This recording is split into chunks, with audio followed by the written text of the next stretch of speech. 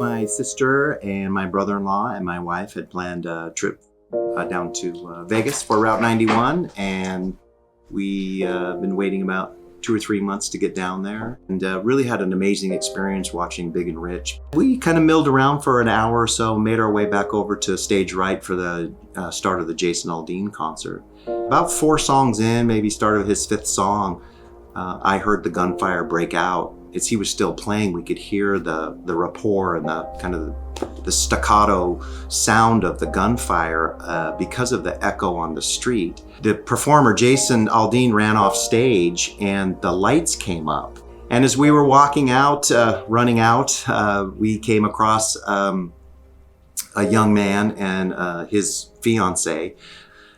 He had been shot in the head, and he was unconscious. We didn't check a pulse. We just started moving. There was still gunfire going, so we moved him to the street.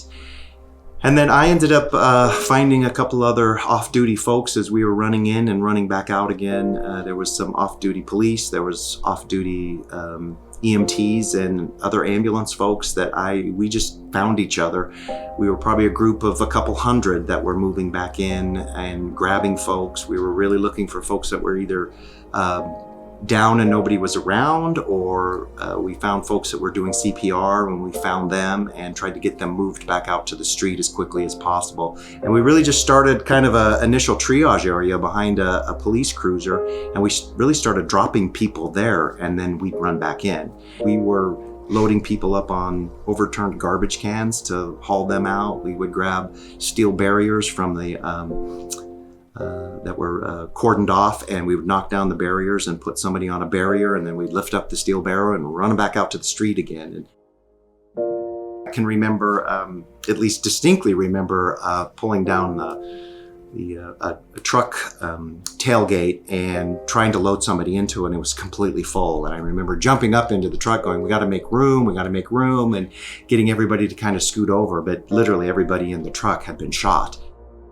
Finally, when SWAT had told us they thought there was an active shooter, we ran back out of there and then ended up finding the first arriving fire chief, C2. The very first ambulance that showed up was an AMR ambulance, and I remember them being first in line. I knew that as the ambulances were getting there, that the scene was getting safer and safer by the minute, and I certainly felt much better looking around, seeing my peer group and the real heroes coming to help, and feeling so much better about their presence.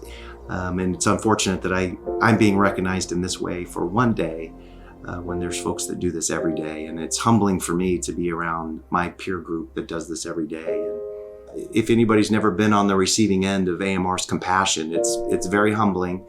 And I'm very lucky to be surrounded by so many people who get it and who have reached out to me and who have taken the time to let me know that they're thinking about me, and it's made all the difference in the world. So just from my heart to my AMR family, thank you, and I appreciate what you guys do every day.